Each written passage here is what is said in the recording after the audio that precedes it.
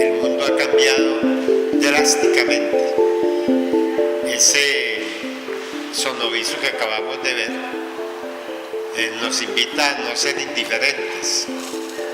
Yo pienso que ahí radica el problema de quienes nos consideramos intelectuales y comprometidos con los cambios y las transformaciones sociales, que el cambio tiene que comenzar en nosotros, no dejarnos derrotar por la indiferencia, por la apatía, por la bulia de tanta gente que reclama estos espacios y que a la hora de llegar no llega, porque simplemente se asume a veces la actitud crítica como una actitud de que se haga o de que no se haga para tener un elemento para criticar y para destruir. No, pienso que las personas que estamos aquí todas somos muy valiosas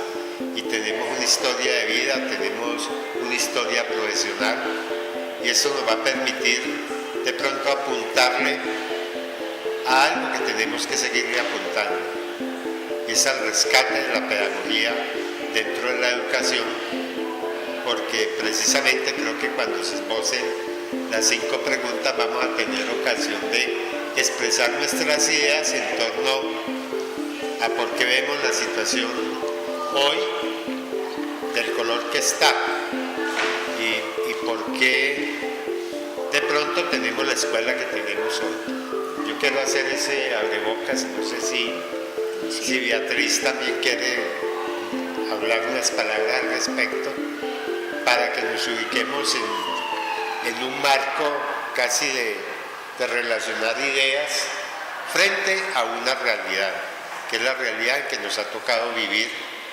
en los años que tengamos, porque nosotros somos productos de la escuela, del desarrollo y de la evolución de la escuela, y productos de la evolución de la sociedad. Y aquí estamos, seguimos marchando como producto de esa simbiosis de escuela y sociedad, y sería maravilloso que hasta nuestros últimos días siguiéramos persistiendo en que se devele esa sombra que se ha querido montar sobre la importancia que tiene la pedagogía en la educación. Lo dejo allí. Sí, yo pienso que el problema no es de cantidades, sino de la calidad de las personas. Si las personas decidieron venir hoy a acompañarnos en una convocatoria como la que se hizo, tan importante, porque resulta que mucha gente dedica su tiempo a hacer tesis de pregrado, de maestría y hasta de doctorado sobre la historia del movimiento pedagógico colombiano. Pero eso es lo que quiero que ubiquemos. Lo hace la gente a un nivel alto de la academia, pero nosotros, los que tenemos bajo nuestra responsabilidad la educación de otras personas, llámese niños, jóvenes, adultos, porque tú dices, seguimos en el campo de la educación hasta el final de nuestros días, porque estamos aquí no porque estuvimos en un escampadero, sino porque creo que en la historia de Rubén Darío, que también es la historia de vida de los maestros, que me parece que hay que comenzar a recoger en la etnografía, se trabajan historias de vida. Entonces es muy importante recoger la historia de nosotros, los que estamos vivos, que estamos mayores. En todas las comunidades y ancestrales siempre se recoge la historia de los mayores, no por ser los mayores quien son, sino porque eso marca un derrotero y eso marca un camino. Entonces yo pensaría que es bueno comenzar a hacer historias de vida, de pronto hacer unos esquemas sobre como tarea posterior a esto, para recoger los que no pudieron estar hoy aquí, porque este tiempo no se va a repetir, o sea, se avanza, pero el tiempo no va a estar aquí, ellos no van a poder estar aquí, no van a poder expresar su palabra. Entonces que quede como próxima tarea para que haya un enganche con esto, las historias de vida de todos los que fuimos convocados aquí, que las desarrollemos de aquí a diciembre y que vayan quedando en un archivo digitalizado, porque esa es la base de datos del Sindicato de Educadores, es una institución respetable como cualquier otra. En el futuro pienso que será un referente grande para programar la educación de esta región. Entonces, esas historias de vida de nosotros los mayores van a marcar un camino. Entonces, eso es importante, me parece a mí. Y agradecer la presencia de cada uno de los que están acá, porque tomaron la decisión de venir a compartir con nosotros, a que compartamos todos. Eso me parece muy importante. Rubén tocaba un hecho interesante. Hay un científico social brasilero que se llama Valdemar de Gregori y me lo hizo recordar cuando decía, es que no siempre cuando se convoca algo está toda la gente, pero él hizo una descripción. Unos se dedican a la actividad más del disfrute, de la recreación, estarán haciendo, andando en las vitrinas o disfrutando con otros amigos. Hay otros, una gran población, dice él, dice Valdemar, y usted lo describió tal cual es, se dedica a esas cosas dentro de una población general. Otra pequeña población se dedica a las actividades del conocimiento, de la pedagogía, de la educación, de la ciencia, de la política. Y otra, esos son los que menos. En la humanidad parece ser que el cerebro de los humanos está así. Puede que en otras épocas haya estado distinto, pero ahora parece que está así.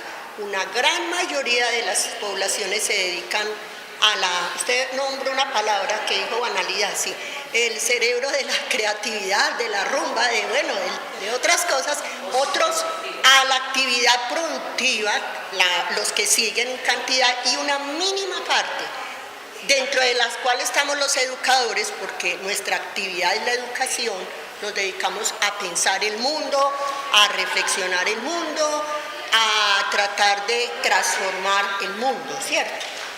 Eso todo está unido, pero usted me recordaba eso. Entonces, eso no debe ser motivo de desánimo. Lo que sí debe ser motivo de desánimo sería que nosotros nos desanimemos. Y tú ya dijiste que no nos vamos a desanimar hasta el final de nuestros días. Y creo que tocó algo que Gramsci dijo siempre, el gran pensador italiano, dijo, los maestros son intelectuales orgánicos. Eso estuvo muy buena la intervención tuya porque apuntó a lo preciso. ¿Qué es un intelectual orgánico? No nos tiene que dar miedo decir que nosotros somos pedagogos. Cuando usted está estudiando una carrera, usted ya es. O sea, no nos tiene por qué dar miedo decir que nosotros trabajamos sobre el conocimiento y la ciencia. Es que la ciencia no es para las élites, la ciencia es para todos. Y el problema de la ciencia es resolver los problemas. ¿Cuáles? Pues en los que está uno metido. Nosotros los maestros en el problema de la pedagogía, en el problema de todo lo que transversaliza la escuela. Entonces, cuando se dice Centro de Investigaciones Docentes, la investigación es del campo del cerebro lógico, de un campo específico del cerebro, el cerebro lógico, en el cual nos agrupamos la mayoría de los maestros, porque nos dedicamos a la educación y la educación está dentro de las actividades, necesidades lógicas, hablemos de necesidades. Necesidades lógicas del ser humano es la educación, la pedagogía, la política, y la escuela está dentro del campo de la política. Eso todo está imbricado, eso todo está misturizado. Hace ciencia, hace conocimiento, tiene saberes desde todo humano que tenga cerebro. Eso no está dedicado. Pero hay espacios específicos dentro de las profesiones. Yo no puedo decir que soy médica, que soy astrónoma, porque no me puedo meter en ese campo. Pero sí que ha habido un conocimiento acumulado en todo este tiempo. Bueno, usted también tocaba algo interesante y es la época que nos tocó vivir, ¿cierto? Como nuestros padres pertenecían a una mirada de la escuela, a una escuela que está caracterizada ya. O sea, nos toca a los que estamos aquí, que estamos interesados en este tema, mirar cómo fue la escuela del siglo pasado, cómo fue la escuela, cómo ha sido la escuela en Colombia, ¿cierto? ¿Cómo ha sido la escuela? Porque nosotros somos producto de esa escuela. Nosotros, y de una generación específica de la escuela. En el conocimiento uno no se va a investigar la escuela en general, sino uno ubica por etapas. El proceso educativo en Colombia, 1900-1930, ¿cierto? El proceso educativo, tú y yo soy de la época, comencé la escolaridad en el 60, creo, y terminé, bueno, todavía la continúo. Tú y yo más o menos somos de la misma época. Eso marca, eso está marcado por unos hitos distintos al de ustedes. Ustedes pertenecen a otra época, no se tienen por qué parecer a nosotros, sino en algunas cosas, sí. ¿De qué se trata? De hacer un tejido colectivo, que también lo toca ustedes. Debemos hacer un tejido colectivo. Bueno, entonces, dejando ahí, me parece que yo venía pensando esta reunión mucho rato.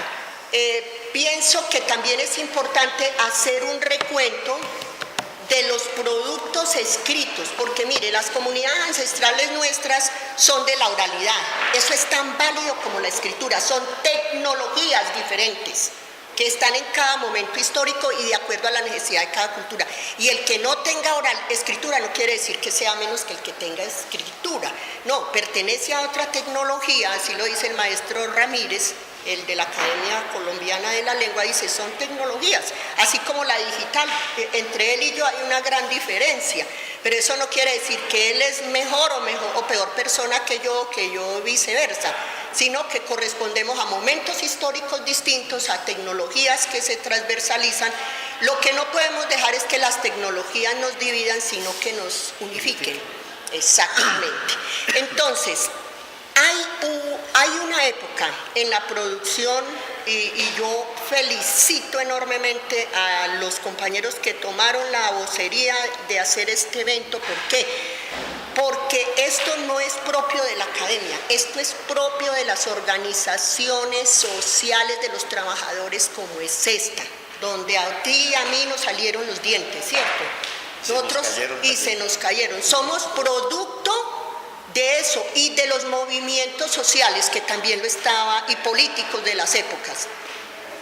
O sea, el movimiento pedagógico colombiano no surge del techo, surge de las sentires, de los sufrimientos, de las querencias de este pueblo, de las luchas de este pueblo. Esto no se da por un decreto del ministerio y esto hay que rescatarlo y mantenerlo como una bandera que no se puede dejar tumbar, porque nosotros, yo me puse a pensar, bueno, ¿y yo soy producto de qué? Me he estado pensando todos estos días desde que Fernando convocó, yo soy de solamente del sindicalismo, no, porque yo me acuerdo que aquí antes, para yo tomar la decisión de ser maestra, estuve en un grupo de estudio donde también hay que llamar a otra gente, hay que llamar a yo no sé, independiente de nuestras concepciones ideológicas y políticas para rescatar la historia, si realmente la queremos rescatar y darnos el lujo de ser los primeros en la región de hacerlo, porque lo que hay es tesis, y el que no conoce la historia vuelve y la repite. Entonces hay que retomar la bandera de la historia del movimiento pedagógico, sindical y político del Sindicato de Educadores de Risaralda, que nos vamos a demorar un tiempo, sí, pero hay que retomarla. Yo fui producto, bueno, de otros maestros, de otras situaciones, de unos maestros interculturales. Yo fui educada por ecuatorianas, pero en la educación popular, que es otra cosa, no oficial, o la que nosotros recibimos cada uno de nosotros en la escuela, sino popular, hubo aquí un espacio en Confamiliar, donde estaban Jaime Colorado, donde estaban, ¿cómo es que se llama este compañero? Estaba este compañero Leonardo Velázquez, sí señor, estaban otros compañeros que estaban estudiando en la universidad, estaba el compañero Ricardo Sánchez, que es profesor todavía, y estaba otros compañeros ahí. ¿Y qué pasó? Y estaba Martelena Vélez, que también hay que citarla aquí, hay que convocarla. Mariana Zuleta, del movimiento socialista, porque es que ahí confluíamos movimientos de todas las tendencias. Y nos llamaron a unos jóvenes, que éramos nosotros, y nos dijeron, ¿quieren trabajar con adultos? A unos jóvenes inquietos. Y esa fue, o sea, esa gente venía de la escuela, unos vascos, de la escuela vasca española, se convocaron de la escuela, de la academia, de la sociología, eran profesionales y se unieron allí para crear, creo, eso también hay que mirarlo, Fernando, una escuela de educación popular para los obreros, de empresas públicas. Y ahí comenzó un grupo de reflexión hace 40 años sobre Paulo Freire. Sobre Paulo Freire. Ese era el derrotero, el que ustedes hoy toman como gran bandera. Ese era el derrotero. Entonces, nosotros luego tomamos la decisión de hacernos maestros para poder darle respuesta a esos obreros como educadores, porque eso hizo que yo fuera a la Universidad Tecnológica a estudiar sociales, porque yo no sabía cómo explicar el sistema solar, y yo frente a estos señores que vienen aquí mamados de recoger las basuras nuestras en las calles, yo no puedo seguir diciendo lo que en un libro, mire, ojo con eso, los libros, lo que en un libro yo encuentro. Y lo que Paulo Freire dice, yo tengo que tener academia, entonces la importancia de la academia regional también. Y yo retomo aquí también todo eso, el Domingo Taborda, ¿cierto? Toda esa escuela de la universidad, todo eso. Entonces, para cerrar y responder las preguntas, el movimiento pedagógico de la región no es solamente el movimiento pedagógico, sino movimiento o escuela pedagógica popular, ¿cierto? Social y política. Yo creo que hay que abrir más el espectro, e intercultural, porque también está transversalizado. El gran compañero español que murió el año pasado, que nos acompañaba en el CEID, Ildefonso Gutiérrez, el doctor en etnología, que hasta el año antepasado nos acompañó en el CEID desde el centro de la Universidad de Madrid. Entonces, aquí están mezcladas muchas cosas, está mezclada la oralidad, están mezclados los libros. Y otra cosa que me parece importante, Fernando, es mirar qué maestros se han atrevido a trabajar sobre movimiento pedagógico y traerlos aquí para enriquecer esta tertulia que debe continuar siquiera cada 15 días como movimiento y fogón alrededor del cual vamos reconstruyendo esta historia, porque es aquí, no es solamente citándonos con los personajes, no, es aquí. Y los materiales escritos que se han sacado tanto a nivel individual, un inventario de los materiales escritos que se han sacado a nivel individual, a nivel particular, porque hay otros a nivel individual y a nivel colectivo, porque los últimos del CEI, los plegables, son a nivel colectivo, ¿cierto? Que es otra manera de producir.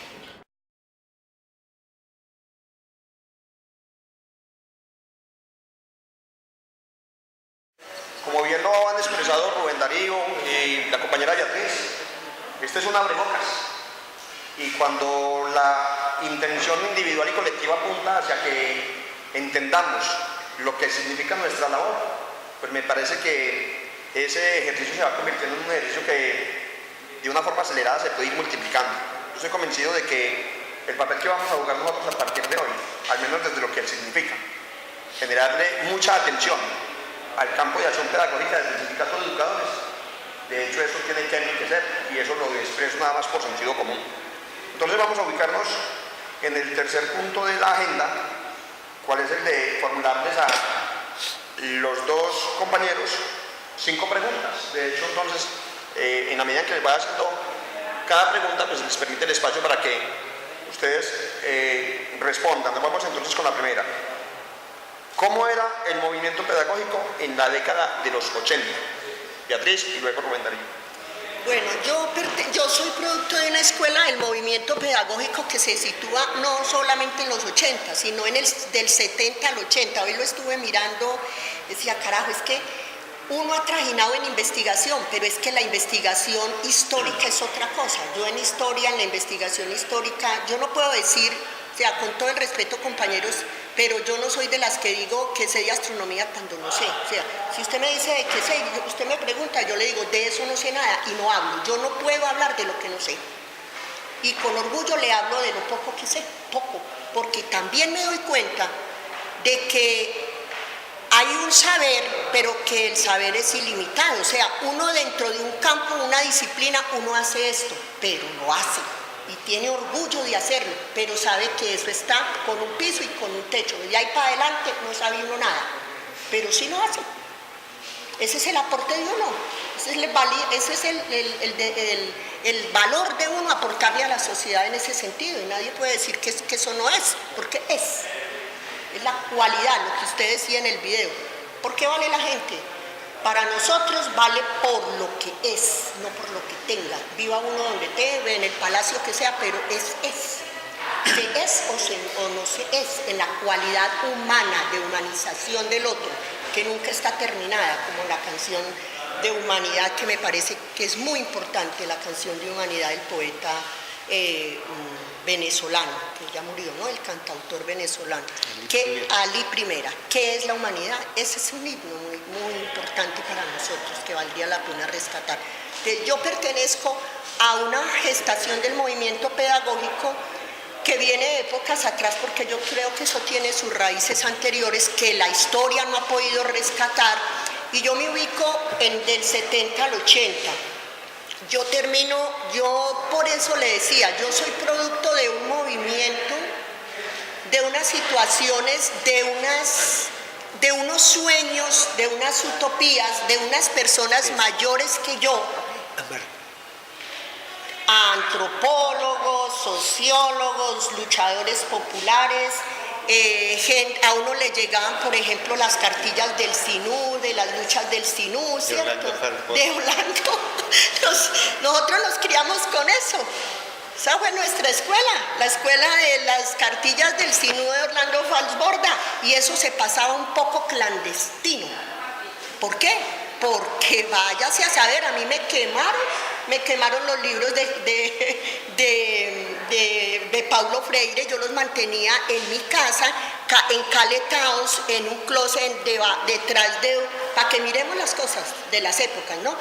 Detrás de una tablita, porque mi familia era una familia que no pertenecía, y yo lo tenía claro, a un pensamiento libertario, y creo que la tuya también, bueno, un poco. Aunque había unas vertientes de mi familia que habían salido exiliados del país, del MRL, y entonces a mi familia le había tocado eso, a un tío, un coronel, lo habían crucificado en Antioquia, así sobre un barranco de la familia de nosotros en las guerras. Entonces, para mi familia, guerra y política era un componente de dinamita.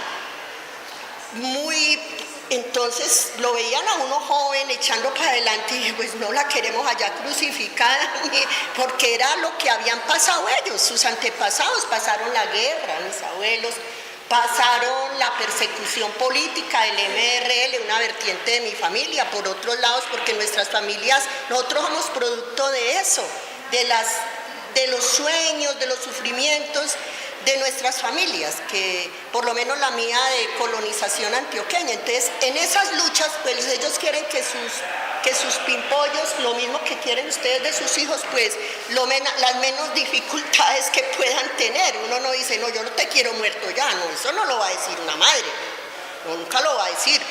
Entonces, pues al verlo a uno con ganas de un poquito de pensar, se aterrorizarían. Entonces yo sabía que estaban muy aterrorizados, entonces yo encaleté los libritos de Paulo Freire allá para que no corrieran ningún peligro y para que no hubiera sobre uno el estigma, porque esa es otra cosa que sigue pesando en esta sociedad, el estigma de todo el que se atreva a pensar distinto a ti, a mí, a ti, a ti. Y si yo pienso distinto a ti, también te estigmatizo. Y si tú piensas distinto a mí, es una sociedad altamente intolerante. Y todavía nosotros que la vivimos desde nuestra infancia y juventud, pues llevamos eso, porque somos historias diferentes. Entonces, en ese ámbito, yo me hago maestra a partir de las inquietudes de solucionar, pero no, mire que yo no soy solita, eso no me cayó del techo. Alrededor mío había una gente, estaba Pacho Asprilla también, el médico, estaba Fabiola Calvo también, o sea, estaba una serie de gente un poco mayor que yo, y entonces estábamos trabajando con obreros para educación. Nos invitaron a eso y ahí influía mucha gente en ese trabajo con los obreros y confluía mucha gente en Confamiliar. Eso Confamiliar inmediatamente lo desbarató porque el señor Báez era un señor altamente reaccionario, entonces acabó con eso era un peligro. Pero mire qué es lo que hoy se hace, la educación para los obreros hoy se hace y se hace normal y no hay problema. En ese tiempo era un peligro, éramos casi que antisubversivos porque lo hacíamos. Entonces, eso es el momento de las épocas. Entonces, yo me hago maestra alrededor del calor de ese grupo mayor, por eso la importancia de los mayores que venían de la academia, pero también venían del movimiento social y popular, pero no eran de derecha, ni eran de centro, eran propuestas alternativas, transformadoras de cambio de esta sociedad, había un norte en ellos. Porque estaban mamados de una sociedad bancaria, de una sociedad opresora, de una sociedad explotadora, y como profesionales y como personas se habían comprometido a aportarle distinto a un cambio de sociedad. Pero miren lo bonito, todos confluían ahí y nos educaron a nosotros. Eso hizo que yo me hiciera maestra. El que me hubieran llevado a ese espacio, me hubieran puesto en contacto con los obreros, porque yo venía de otro tipo de educación, muy valiosa, pero no de tipo popular, en ese sentido. Entonces, la pregunta de cómo era que yo le tenía que responder con ética y con responsabilidad, ese gran esfuerzo que hacían los compañeros de alfabetización de las empresas públicas, muequitos, sudorosos, mechuditos, sucios, porque uno pasaba y estaban oliendo a basura, si ese era su trabajo. Entonces yo decía, no, yo no podría, yo no sé nada, yo no sé educar, yo no sé nada. Entonces los compañeros, como era trabajo con construir una educación popular desde la propuesta de Paulo Freire, pues no se necesitaban muchos libros, pero yo para el sistema solar sí necesitaba alguna cosita, y yo esa hijo de madre cosa no la sabía. Entonces yo dije, de ahí, como nosotros hablaban tanto con nosotros, esos mayores dijeron, oiga, ¿y usted al fin qué va a estudiar? Porque yo venía del SENA, yo estaba estudiando en el SENA, yo comencé mi educación postsecundaria en el SENA, y eso sí que me sirvió porque ahí comencé a hacer títeres, y el grupo de títeres fue el que me llevó al grupo de educación.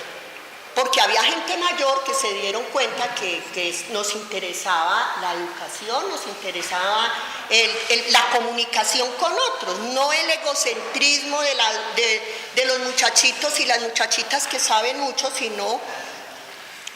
Entonces, mire, la educación del SENA, la educación de educación popular, yo me hago maestra ahí, me voy a la universidad, y en la universidad, pues imagínense, la tecnológica en esa época, eso era un florecimiento de muchas posibilidades. Ahí estaba Víctor Zuluaga, estaba Estela de Prado, estaba Pablo Prado, estaba el Flaco Rivera, estaba Morelia Pavón, o sea, yo soy de esa escuela, Carlos Escobar. Yo soy esa escuela, eso es lo que a mí me alimentó la vida y me la seguirá alimentando, porque nadie nos la puede quitar, independiente de lo que ideológica y políticamente pudiera tener cada uno. Es que mire la riqueza del maestro. Si a mí me dicen quién le aportó más de eso, yo digo todos. ¿Qué opina de las políticas que cada uno comportaba? Para mí eso me da un calor en el alma, o sea, un calor en mi cerebro, eso me mantiene y me conforta. Entonces, mire la importancia del maestro, ¿cierto? Claro que también comenzamos a participar en el movimiento estudiantil, porque habían diferencias en la manera de manejar la democracia, y cada uno ha hecho sus escuelas allí, pero no desde el odio, no. Rubén, ¿cuántas veces te he odiado? Ninguna, y tú a mí tampoco. Entonces, creo que eso es importante de esa época, el aprender a zanjar las diferencias desde el respeto al otro, pero nosotros sí nos educaron en defender lo que tenemos que defender, tener claro el camino y en respetar y hacernos respetar. Entonces, en esa parte del movimiento pedagógico, pues comienza el movimiento pedagógico en esa época en Colombia, pero ¿de dónde comenzó? Había una influencia del movimiento popular y social que entraba a las universidades, ¿cierto? Lo que tú decías, un Fals Borda, bueno, un Antanas Mockus, ¿cierto? Bueno, mucha gente que hay que valorarle su situación. En estos días vi una producción en lingüística del maestro Arboleda, la gente de la pedagógica, de la Nacional, de la de Tunja, de la Universidad de Santander, fueron claves en el surgimiento del movimiento pedagógico, que estaba transversalizado por lo político y por lo social. Esa no era la dirección de los rectores de la universidad, ni la dirección del ministerio. Nosotros no somos productos del ministerio, compañeros, y eso hay que tenerlo claro. Nosotros no somos producto, el movimiento pedagógico no es producto de las políticas de un sector de dirigente de esta sociedad. Somos producto del movimiento popular, dijéramos así. Entonces, yo dejo ahí porque es muy amplio el asunto y para darle la palabra a mi compañero. Sí, considero.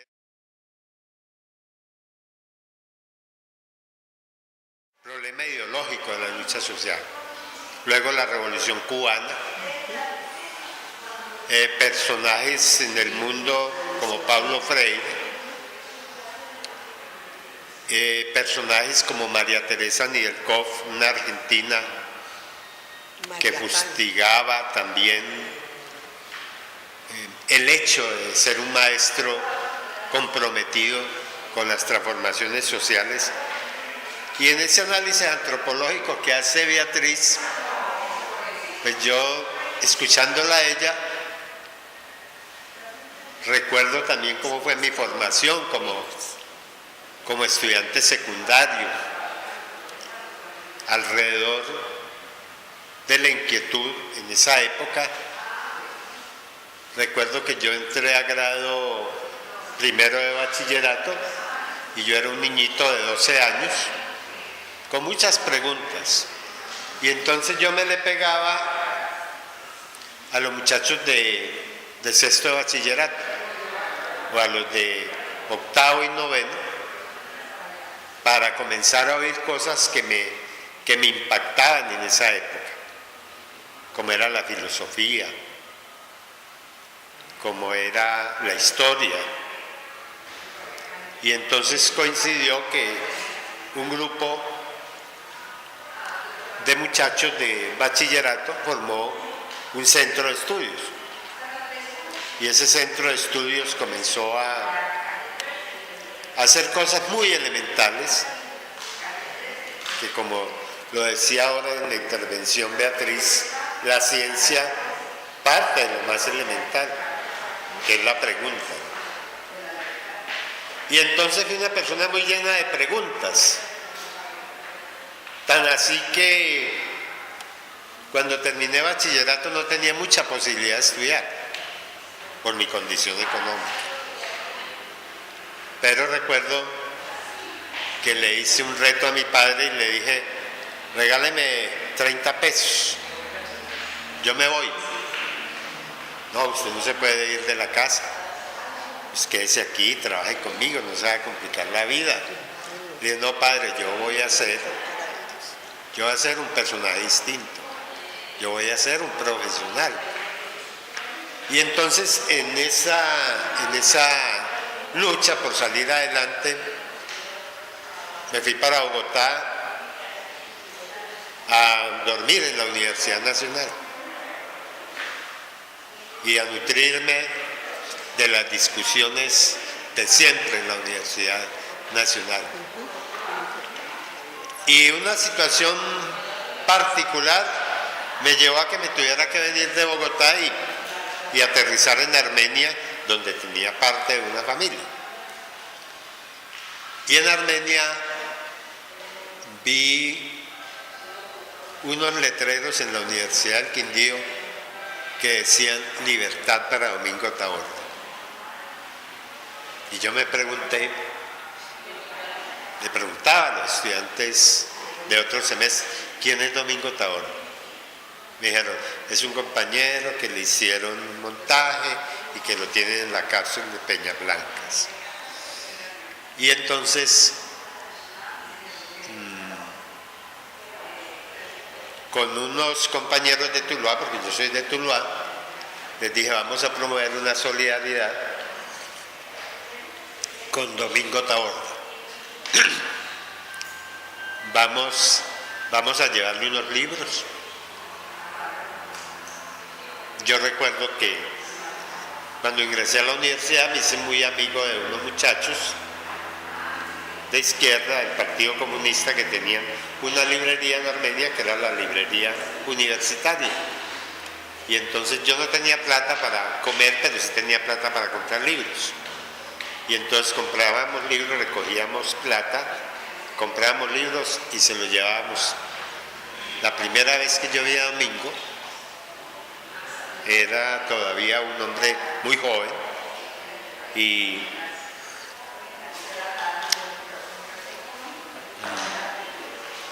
yo diría que sentimos una emoción mutua porque él me decía que lo más duro de la cárcel era la falta de solidaridad.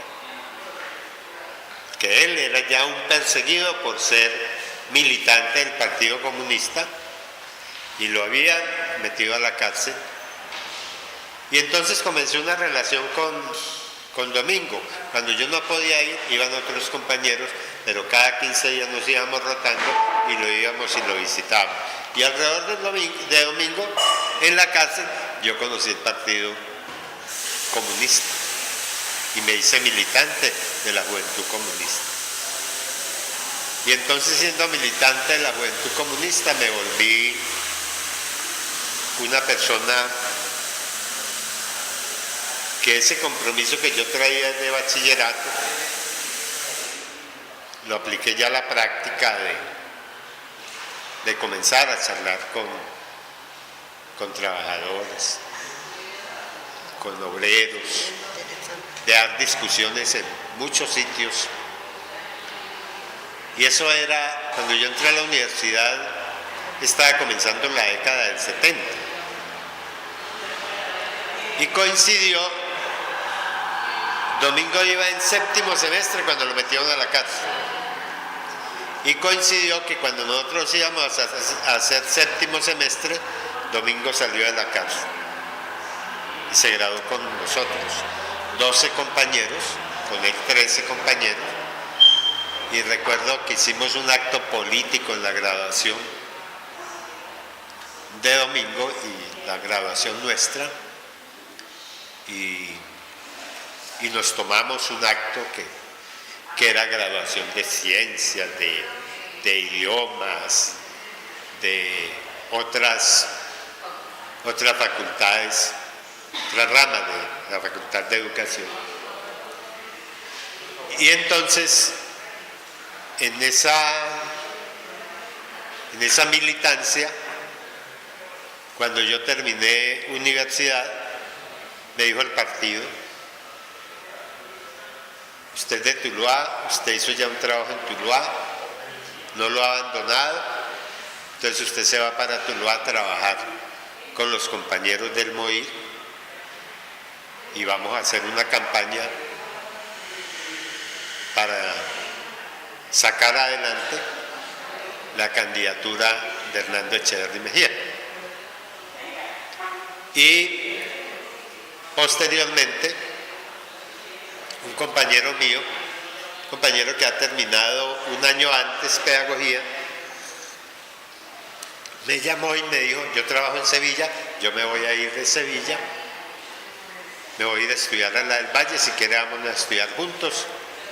Yo le dije, no me gusta esa especialización, porque no me gusta la administración educativa desde el enfoque de la Universidad del Valle, porque está permeada por los gringos. Y entonces él me dijo, listo, entonces vamos, yo le presento al rector de donde trabajo y me reemplaza allá para que se quede allá. Pues sepan lo que cuando me presentaron al rector, el rector me dijo, no, usted está muy bichecito para trabajar con estos muchachos aquí. Y entonces yo le hice un reto, el rector coincidió que era de Tuluá. Le dije, rector, hagamos un reto, yo le trabajo 2 meses gratis. Si tengo un inconveniente con un muchacho, no hemos dicho nada. Pero si yo no tengo ningún inconveniente con los muchachos y con el colegio, usted se compromete a que me nombra. Él no sabía quién era yo. Y entonces dijo, listo. Sí, no tuve ningún problema, porque también mi compañero hizo un trabajo muy especial con sus muchachos y les dijo, bueno, este compañero es de mi mismo pensamiento, no vamos a molestarle la vida, lo contrario, él viene con una actitud muy buena, es muy bueno, yo lo conozco en la universidad, ya había sido dirigente estudiantil en la universidad, y entonces inmediatamente me vinculé, me nombraron coordinador sindical en el colegio, y a los 3 o 4 meses hicimos una asamblea de la seccional que era Sevilla y Caicedonia, y armamos un paro porque conmigo había más de 20 personas sin nombrar. Y entonces recuerdo que un hermanito mío me dijo, no, yo voy a hablar con un político amigo mío para que él dé la firma como liberal y lo nombre. Y pues hágale, pero no le auguro,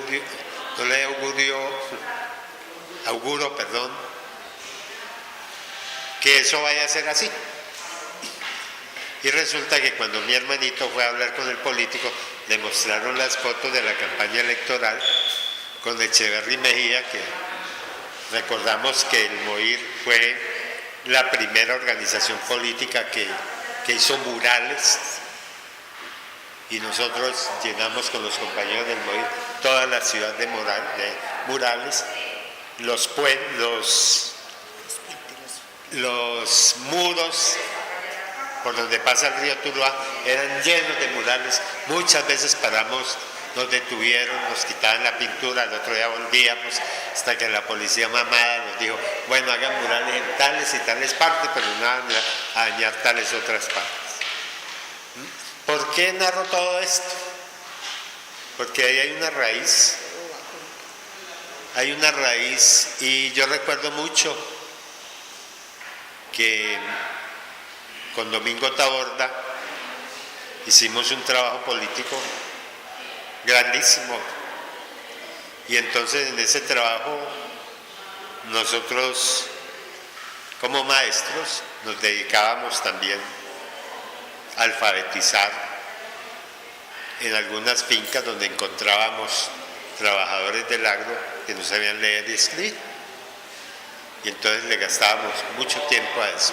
Recuerdo que Domingo vivía en Regiví, unas antiguas residencias de la Universidad del Quindío, y nos veníamos, cuando salíamos de la universidad, nos íbamos a reuniones con él.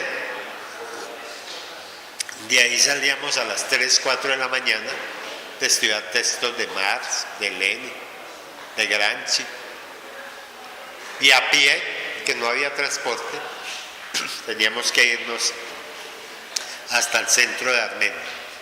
Coincidió que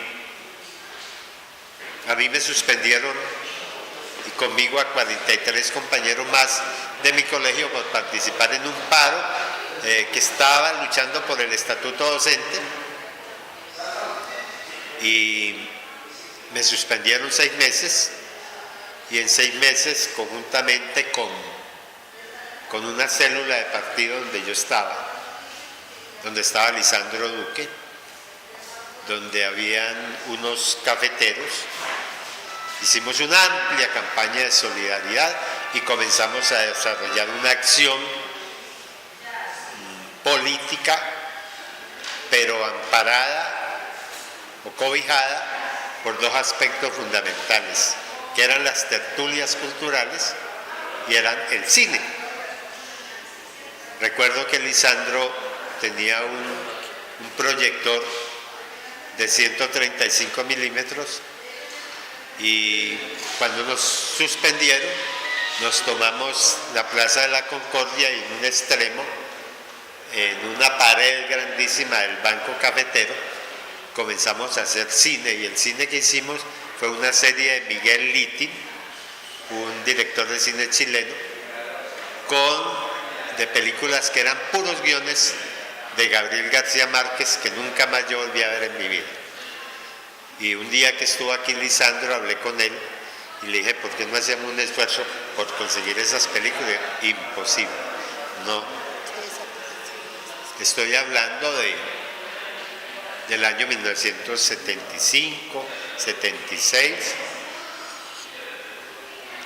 Y resulta que alrededor del cine y alrededor de las tertulias montamos un paro cívico en la ciudad de Sevilla, donde integramos toda la comunidad, donde un día sacamos un desfile de protesta de las señoras de sociedad, de las estudiantes de los colegios y de las prostitutas del pueblo. Y ese paro dio como resultado precisamente que nos tendieron una trampa para suspendernos, para cobrarnos. Un día, miren lo que pues es la solidaridad, lo que yo diría lo que vale ser solidario. Un día yo estaba reunido con unos compañeros, porque uno no se podía reunir en cualquier parte, entonces nos citábamos en un billar y dos compañeros o cuatro nos ponían a jugar un chico de billar y entonces alrededor trazábamos las tareas de las personas que estábamos suspendidas y que dirigíamos ese proceso para que la gente sobreviviera y para que la gente no se dejara derrotar, no entrara en desbandada, porque había maestros muy jóvenes en esa época. Yo en esa época tenía 25, 26 años. Y entonces, un día yo estaba allí preparando un trabajo, cuando llegaron unos muchachos, digo, hay un señor que lo está buscando en un jeep, un señor que se llama Domingo, los muchachos no daban con el apellido, le dije yo, ¿no será Domingo Tabor? Sí, Domingo Tabor, él lo está esperando en los bomberos. Entonces nos vimos y saludé a Domingo llevaba una solidaridad de mis excompañeros de estudio y de otra gente que no me conocía de la Universidad Tecnológica de Pereira, y entonces me mostró un periódico que él siempre compraba, que era el Diario del Quindío. Domingo tenía esa fijación con ese periódico. Yo creo que hasta muy entrado ya su vida en la madurez. Cuando iba a Armenia siempre compraba el Diario del Quindío. Entonces en el Diario del Quindío había una noticia que decía cuatrero capturado en Sevilla, y el cuatrero decía Rubén Darío Rojas. Entonces él dijo, como a él le había pasado, que le había montado toda una historia para meterlo a la cárcel, entonces él fue a mirar si era que yo estaba en la cárcel.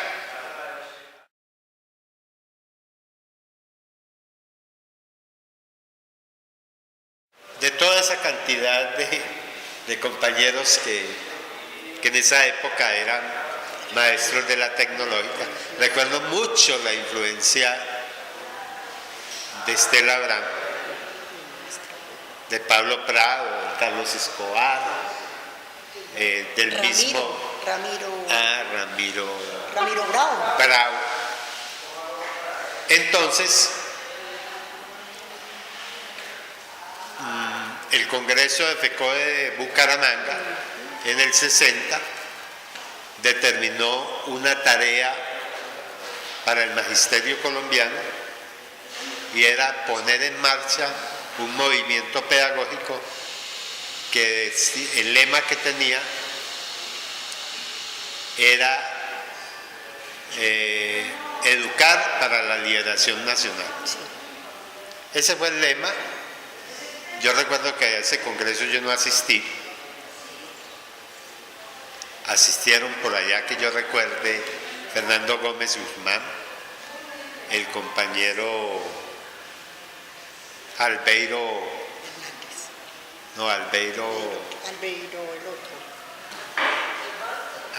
Asambleo.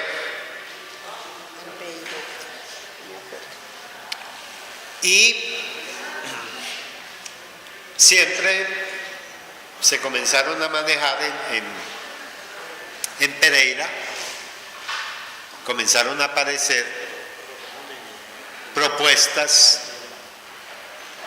de desarrollo de tendencias pedagógicas.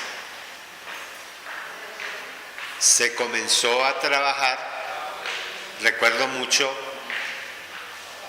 después de que se ganó el estatuto docente,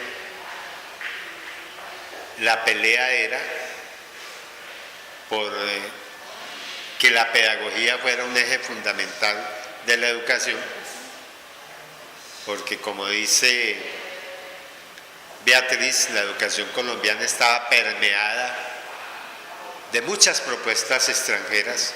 Recuerdo mucho que la escuela nueva estaba permeada por las guías alemanas y los maestros no hacían sino repetir esas guías, y entonces comenzó un movimiento de mucha rebeldía, que en esa época la supervisión era una supervisión policiva. El maestro hacía lo que decía allí o lo trasladaban a los límites con el Chocó, o sencillamente le armaban un proceso disciplinario y lo sacaban de educación. Entonces no ha sido una lucha que yo llame fácil. Por eso cuando hablábamos de lo antropológico, casi que en la historia de la vida de uno está el momento en que uno fue haciendo parte de todo este proceso, pero desde una óptica para mí de formación ideológica, política, de mucho estudio, de mucha lectura, de confrontar la realidad en los paros. Nosotros en Risaralda, y tenemos que decirlo con mucho orgullo, hemos mantenido en alto el nombre de este sindicato. Este sindicato era respetado y es respetado nacionalmente por las posturas revolucionarias que desde aquí se enarbolaban, y éramos referentes. Yo recuerdo que el movimiento pedagógico en FECODE reconocía muchísimo el trabajo que se hacía desde la organización sindical para fortalecer toda una ideología popular. Yo todavía en mi formación en ocasiones me siento a releer a Paulo Freire, porque todavía no me pasó lo que le pasó a Beatriz, que se le perdieron los libros de Freire.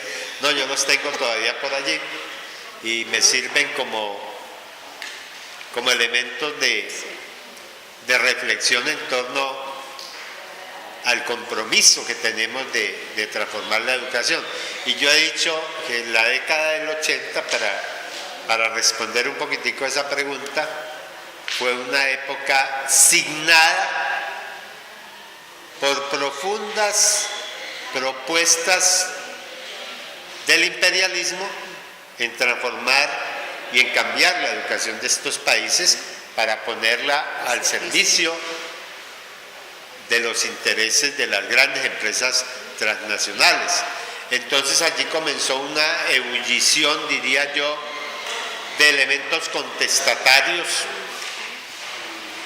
Yo recuerdo mucho que el CEI regional realizó muchos eventos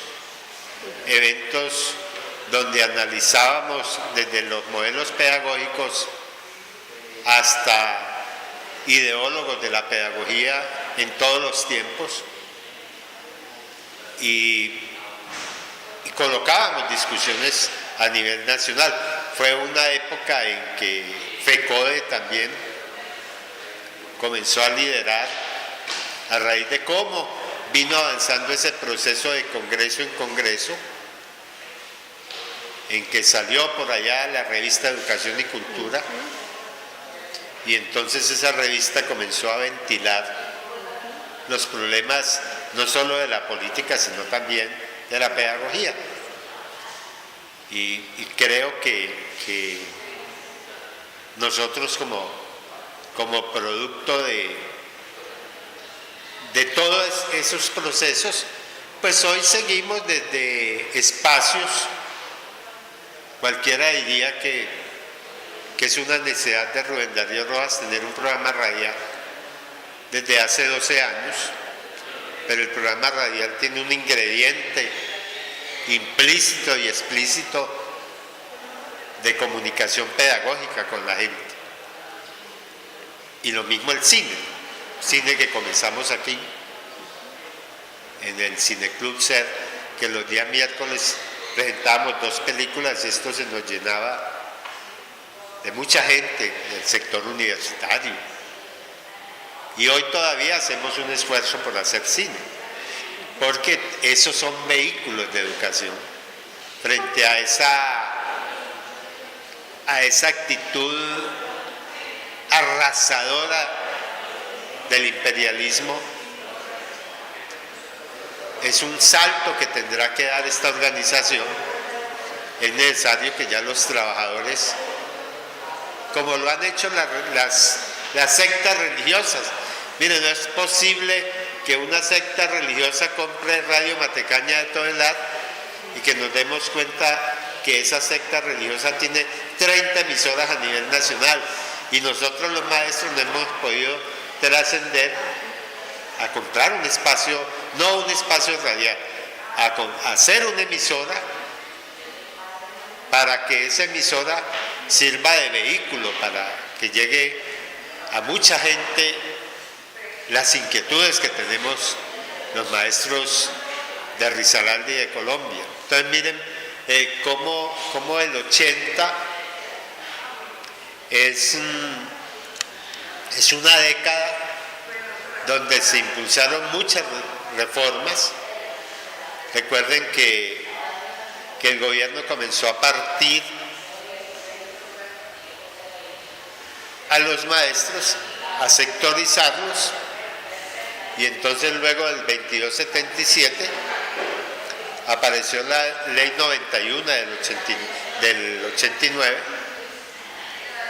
que ubicó otro tipo de maestros, y posteriormente en los 90 se vinieron dando los procesos de descentralización educativa que dio con la municipalización, y después del 2000 vino la ofensiva de los maestros 1278, una forma de dividir el movimiento magisterial, y entonces a eso hay que darle una respuesta también desde lo organizativo, desde lo ideológico, y yo diría desde la pedagogía, porque yo recuerdo que para un congreso nacional de pedagogía yo hice una investigación bibliográfica sobre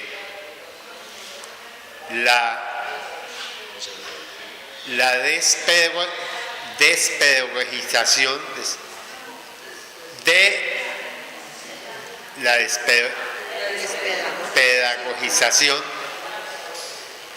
la educación en el país. ¿Por qué? Porque se abrió con todas estas reformas la posibilidad de que llegaran a educación profesionales, a muchos de los cuales les daban un curso de pedagogía y vaya a dictar clases, y ahora ya ni siquiera tienen que hacer un curso de pedagogía.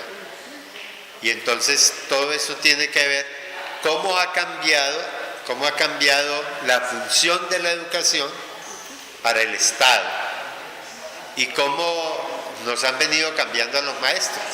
Ahí de pronto Dieguito encuentra una respuesta porque esto no está lleno de jóvenes educadores. Porque la mayoría de los jóvenes educadores están en educación. Está él que es bien joven. Sí, está él como representante de la juventud y es muy grato tener a Diego y a esta dama aquí. Entonces miren a lo que nos lleva todo eso. Ese problema es tan complejo, tiene tantas aristas. Sí, muchas. La historia de la educación y la pedagogía, que si nos ubicáramos en la historia de la pedagogía de los pueblos, encontráramos por qué hoy estamos donde estamos a nivel educativo. Entonces sí, este hombre se aterra por muchas cosas, porque estamos en la primera pregunta, y eso se debe profundamente a que hay una cantidad de elementos que no podemos descontextualizar del desarrollo material de los pueblos, y Colombia no está lejana de eso, y nosotros como educadores tampoco estamos ajenos a eso.